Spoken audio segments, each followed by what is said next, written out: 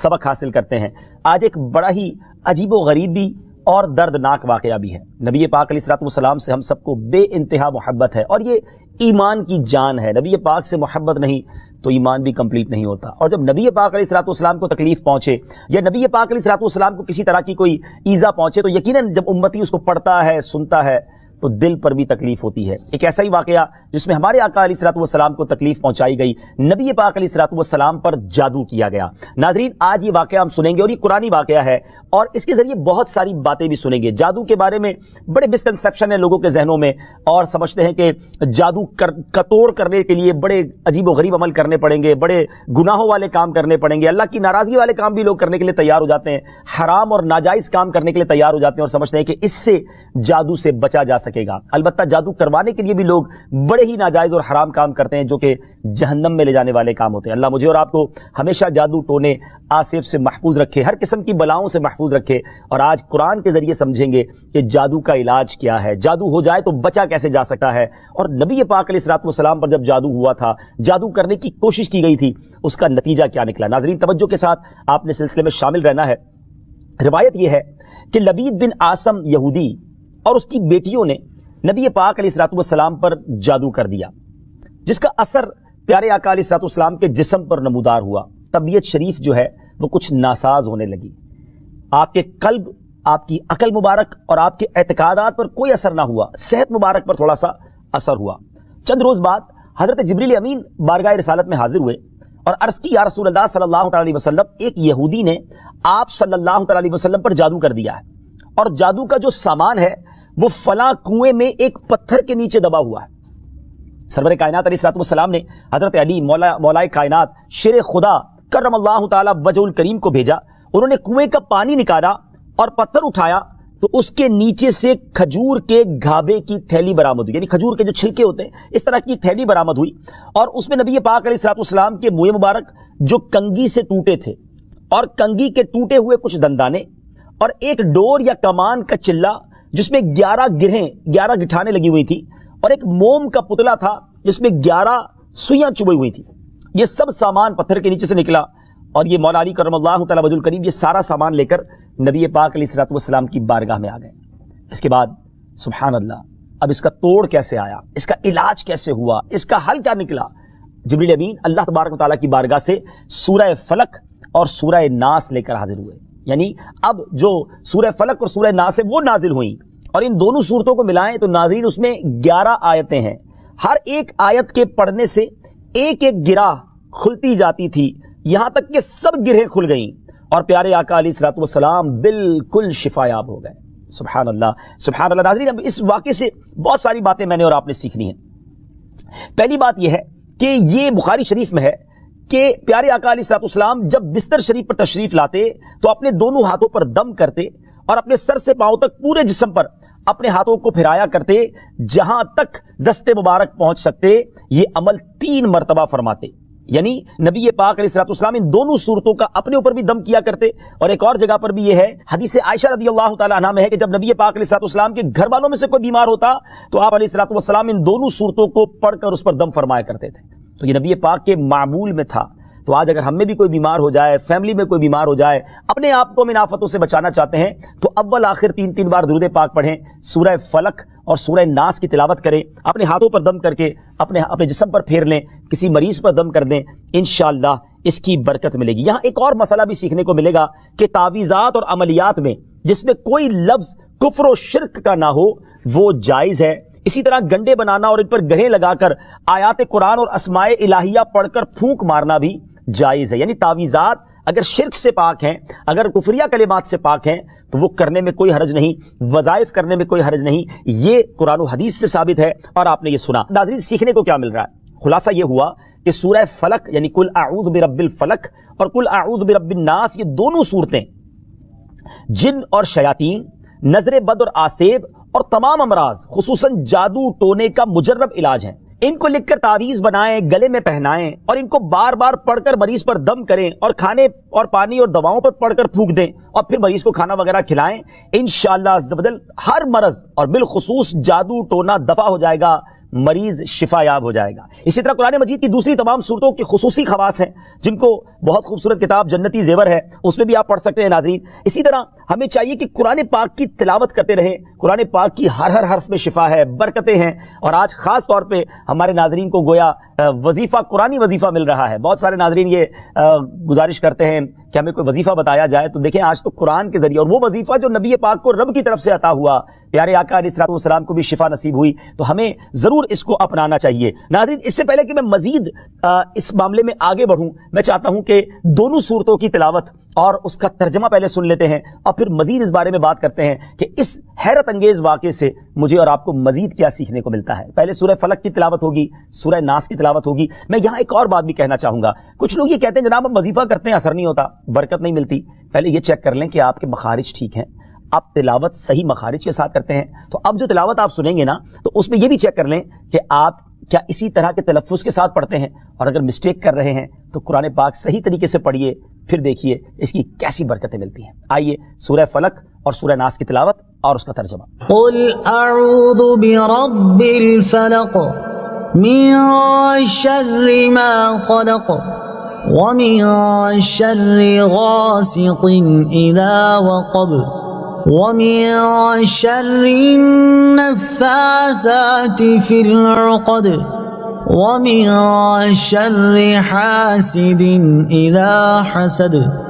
तुम फरमाओ मैं उसकी पनाह लेता हूं जो सुबह का पैदा करने वाला है, उसकी सब मखलूक के शर से, और अंधेरी डालने वाले के शर से जब वो डूबे, और उन औरतों के शर से जो गिरों में फूंकती हैं, और हसद वाले के शर से जब वो मुझसे जले। क़ुल अऊज़ु बिरब्बिन नास मलिकिन नास इलाहिन नास मिन शर्रिल वस्वासिल खन्नास अल्लज़ी युवस्विसु फ़ी सुदूरिन नास मिनल जिन्नति वन नास। तुम कहो मैं उसकी पनाह में आया जो सब लोगों का रब, सब लोगों का बादशाह, सब लोगों का खुदा, उसके शर से जो दिल में बुरे खतरे डाले और दुबुक रहे, वो जो लोगों के दिलों में वसवसे डालते हैं, जिन और आदमी। नाज़रीन, सूरह फलक और सूरह नास के बेशुमार फजाइल व बरक़ात हैं। एक और हदीस पाक सुनिए। हज़रत अब्दुल्लाह बिन खुबैब रज़ियल्लाहु तआला अन्हु फरमाते हैं कि हम पर हल्की बारिश हुई और उस वक्त अंधेरा छाया हुआ था, और हम प्यारे आका अलैहिस्सलाम का इंतजार कर रहे थे कि वो आकर हमें नमाज पढ़ाएं। फिर नबी पाक अलैहिस्सलाम हमें नमाज पढ़ाने के लिए तशरीफ लाए और इरशाद फरमाया, पढ़ो। मैंने अर्ज की, क्या पढ़ूं? इरशाद फरमाया, सुबह शाम 3-3 बार कुल हुवल्लाहु अहद, कुल अऊज़ु बिरब्बिल फलक और कुल अऊज़ु बिरब्बिन नास पढ़ो। इनकी तिलावत करना तुम्हें हर बुरी चीज से बचाएगा। चलें, एक और वजीफा मिल गया, सूरह इखलास को भी शामिल कर लें। तो सुबह शाम पढ़ें तो इंशाअल्लाह बुरी आफतों से, मुसीबतों से, जादू टोने से, आसेब से, इन तरह की बलाओं से इंशाअल्लाह महफूज रहेंगे। नाज़रीन, यहाँ कुछ मसाइल भी सीख लेते हैं। हजरत अस्मा बिनते उमैस रज़ियल्लाहु तआला अन्हा ने अर्ज की, या रसूल अल्लाह सल्लल्लाहु अलैहि वसल्लम, जाफर के बच्चों को जल्द जल्द नजर होती है, क्या मुझे इजाजत है कि उनके लिए अमल करूं? नबी पाक अलैहिस्सलाम ने इजाजत अता फरमाई। तो सीखने को यह मिला कि तावीज़ और अमलियात जिनमें कुफ्र और शिर्क ना हो, कोई कलमा नाजायज़ ना हो, तो उसमें जो है वो तावीज़ करना, अमल करना जायज़ है। और ख़ासकर वो अमल जो आयात कुरानिया से किए जाएं या अहादीस में वारिद हुए हों। इसी तरह चंद मसाइल भी सीखने को मिले।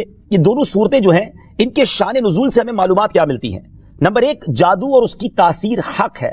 कुछ लोग जादू का इनकार कर देते हैं, ये दुरुस्त नहीं है। जादू और उसकी तासीर हक है, क्योंकि कुरान में उसका जिक्र है और नबी पाक अलैहिस्सलाम पर भी आपकी सेहत मुबारक पर उसका असर हुआ। नंबर 2, नबी के जिस्म पर जादू का असर हो सकता है, जैसे तलवार, तीर और नेज़े का भी असर होता है। ये शान नबूवत के खिलाफ नहीं है। हाँ, ऐसा असर नहीं हो सकता कि जिससे नबूवत के मुताल्लिका उमूर में खलल आ जाए। हजरत मूसा अलैहिस्सलाम के मुकाबले में जादूगर बिलाखिर इसलिए फेल हुए क्योंकि वहां जादू से मौजज़े का मुकाबला था, वरना हजरत मूसा अलैहिस्सलाम के ख्याल पर भी उस जादू ने असर किया कि उनको ख्याल हुआ कि ये लाठियां, रस्सियां चल रही हैं। नबी करीम अलैहिस्सलाम के ख्याल पर भी इसी तरह यही असर हुआ था। नंबर 3, जादू को दूर करने में सूरह फलक और सूरह नास को खुसूसी तासीर हासिल है। نمبر 4، جادو ٹونے اور عملیات اور اثرات اور بیماریوں کو ختم کرنے کے لیے قرآن پاک کی صورتوں اور آیتوں کو استعمال کیا جا سکتا ہے، اور بخاری شریف میں سورہ فاتحہ کو اس مقصد کے لیے استعمال کرنے کا بیان موجود ہے۔ تو سورہ فاتحہ کو سورہ شفا بھی کہا جاتا ہے، تو یہ بھی شفا کے لیے بڑا مجرب اور بڑا پیارا وظیفہ ہے۔ ناظرین، یہ چند باتیں تو ہم نے اس واقعے کے متعلق سیکھی، سورہ فلق اور سورہ ناس کے کچھ فضائل بھی سنے۔ میں یہاں ایک اور بات بھی کرنا چاہتا ہوں کہ آج کل پرابلم یہ ہو گیا ہے کہ اتنے عاملین آ گئے ہیں، اتنے عمل کرنے والے لوگ آ گئے ہیں، اتنے بورڈ ہمارے شہروں اور وطن میں لگ جاتے ہیں کہ ایسا لگتا ہے ہر دوسرے آدمی پہ جن ہے یا اس پہ جادو ہو گیا ہے۔ خدارا جھوٹے عاملین سے اپنے آپ کو بچائیے۔ اگر جینے کی تمنا ہے تو کچھ پہچان پیدا کر۔ لوگوں کے گھر بک جاتے ہیں، لوگوں کی عزتیں پامال ہو جاتی ہیں، عجیب ماحول ہو گیا ہے۔ کچھ بد نصیب تو وہ ہیں جو کسی کو تباہ کرنے کے لیے جادو کروانے جاتے ہیں اور ہزاروں لاکھوں روپے خرچ کرتے ہیں، اور پھر بیچارے کچھ جب بیمار ہو جاتے ہیں تو اپنا بعض اوقات ڈاکٹری مسئلہ ہوتا ہے اور وہ بھی کسی عامل کے ہتھے چڑھ جاتے ہیں، اور وہ کہتا ہے جناب آپ کے گھر میں بہت برا عمل ہوا ہے، فلاں جگہ کوئی چیز دبی ہوئی ہے، اور اس کو اب سنبھالنے کے لیے، اس کو نکالنے کے لیے اتنے بکرے چاہیے، اتنے مرغے چاہیے، اتنے انڈے چاہیے، قبرستان میں یہ عمل کرنا ہوگا، اور پھر غریب آدمی اپنی چیزوں کو بیچ کر ہزاروں لاکھوں روپے دے دیتے ہیں اور خاندان کے خاندان ٹوٹ جاتے ہیں۔ ایسا نہ کریں پلیز، ایسا نہ کریں، بلکہ میں تو ان عاملین سے بھی گزارش کروں گا کہ حلال روزی کی طرف آئیں۔ دعوت اسلامی نے بڑا شاندار ایک انداز اختیار کیا، اللہ سلامت رکھے دعوت اسلامی کے مدنی ماحول کو۔ ناظرین، آپ سوچ رہے ہوں گے کہ پھر ہماری بیماریوں کے لیے ہم تعویذ کس سے لیں، ہم یہ وظائف کہاں سے لیں؟ آپ کی دعوت اسلامی ہے نا، الحمدللہ دعوت اسلامی کا ایک شعبہ ہے جس کا نام ہی مکتوبات و تعویذات عطاریہ ہے۔ اس میں آپ کو بغیر کسی فیس کے، جی ہاں بغیر کسی فیس کے، لاکھوں لاکھ تعویذ ہر مہینے ناظرین یہاں سے دیے جاتے ہیں، پوسٹ بھی کیے جاتے ہیں، کوریئر بھی کیے جاتے ہیں، اس کی بھی کوئی فیس نہیں لی جاتی۔ تو یہ تعویذات آپ دعوت اسلامی کے مرکز سے رابطہ کر کے لے لیجیے۔ آن لائن تعویذات کی سروس بھی موجود ہے، حالانکہ دعوت اسلامی کا اس ڈپارٹمنٹ پر لاکھوں کروڑوں روپے خرچ ہو رہا ہے، مگر اس لیے اس کو فری رکھا ہے تاکہ امت کے لیے آسانی ہو، دکھیاری امت جو ہے ان کے مسائل حل ہو جائیں، نہ جانے کس کی دعا لگ جائے اور ہمارا بیڑا پار ہو جائے۔ ہاں، اس میں یہ ضرور میں کہوں گا کہ وہ لوگ جو یہ پروگرام دیکھ رہے ہیں اور ان کو لگتا ہے کہ میں اس شعبے کو سپورٹ کروں، دعوت اسلامی جس شعبے میں خرچ کر رہی ہے اور نہ جانے کتنے دکھیارے مسلمانوں کی دعائیں لے رہی ہے، تو اگر آپ دعوت اسلامی کے شعبہ تعویذات عطاریہ میں سپورٹ کرنا چاہتے ہیں، اپنا ڈونیشن دینا چاہتے ہیں، تو بھی ہم سے رابطہ کر لیجئے، لیکن پلیز ان جھوٹے عاملوں سے اپنے آپ کو بچائیے۔ اور مجھے جو ناظرین سن رہے ہیں، ہر بندے پر جادو نہیں ہوتا، ہر بندے پر جن نہیں آ جاتا، ہر بات میں وسوسہ نہ لایا کریں، وظائف پڑھ لیا کریں۔ صبح شام یہ وظیفہ ہمیں نبی پاک نے دے دیا ہے، صبح گھر سے پڑھ کر نکلے، شام گھر پر آ کر سونے سے پہلے پڑھ لیں، آیت الکرسی سونے سے پہلے پڑھ لیں، اللہ نے چاہا خیر آپ کا مقدر رہے گی، اور مزید ضرورت ہو تو دعوت اسلامی کے اس شعبے سے رابطہ کر لیں۔ میں امید کرتا ہوں کہ آج کے اس واقعے سے ہمیں یہ سیکھنے کو ملا کہ قرآنی وظائف کی کیا اہمیت ہے، اور جائز وظائف کرنے میں، تعویذات کرنے میں کوئی حرج نہیں۔ آخری بات، نبی پاک علیہ السلام کو پتہ چل گیا، جبریل امین نے بتا دیا کہ جادو کس نے کیا، مگر نبی پاک علیہ السلام نے بدلہ نہیں لیا، سزا نہیں دی۔ اس لبید بن عاصم کو، اس کی جو بچیاں تھیں، جو بھی لوگ تھے جادو کرنے والے، سب کو معاف کر دیا۔ اللہ اکبر! انہیں پتہ چل جاتا تھا کہ کس نے ظلم کیا ہے، پھر بھی معاف فرماتے، اور ہم شک کی بنیاد پر بدلہ لے لیتے ہیں۔ کوئی عامل کہہ دیتا ہے تمہارے گھر میں سین نام کی کوئی عورت ہے، اس نے یہ کیا ہے، اب جتنے سین نام والے ہیں سب کے ساتھ بدگمانی شروع، جب سے سب سے لڑائی شروع، سب کے بارے میں برا سوچنا شروع۔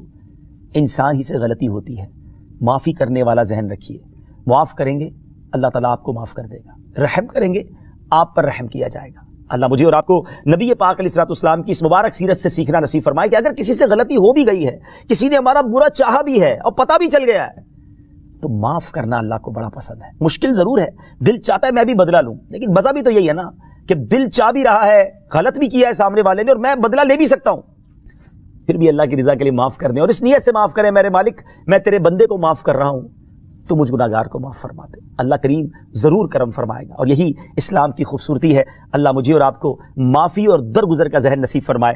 ہمارے سلسلے پیغام قرآن میں ہم یہی کوشش کرتے ہیں کہ قرآن پاک سے کوئی میسج، کوئی پیغام آپ کی طرف بڑھایا جائے۔ تو آج الحمدللہ آپ کے لیے یہ پیغام تھا کہ قرآن پاک پڑھیے، اس پر عمل کیجئے، اس کو پڑھ کر اپنے اوپر دم بھی کیجئے، اور پھر کسی سے غلطی ہو جائے تو معاف بھی کیجئے۔ وقت ہوا ہے ایک اگلے سیگمنٹ کا، جس کا نام ہے تعارف قرآن۔ پیغام قرآن۔ ناظرین، وقت ہوا ہے ہمارے بہت ہی خوبصورت سیگمنٹ تعارف قرآن کا، اور آج تعارف قرآن میں ہم قرآن پاک کی انہی دو صورتوں کی بات کریں گے جس کا ذکر ہم نے اپنے سلسلہ پیغام قرآن میں کیا، یعنی سورہ فلق اور سورہ ناس۔ سب سے پہلے بات کرتے ہیں سورہ فلق کی۔ سورہ فلق مدینہ منورہ میں نازل ہوئی، اور ایک قول یہ ہے کہ مکہ مکرمہ میں نازل ہوئی۔ پہلا قول زیادہ صحیح ہے کیونکہ اس کے شان نزول سے اسی کی تائید ہوتی ہے۔ رکوع اور آیات کی تعداد اس صورت میں 1 رکوع اور 5 آیتیں ہیں۔ فلک نام رکھنے کی وجہ، فلک کے کئی معنی ہیں اور یہاں اس سے مراد صبح ہے، اور چونکہ اس صورت کی پہلی آیت میں یہ لفظ موجود ہے اس مناسبت سے اسے سورہ فلک کہتے ہیں۔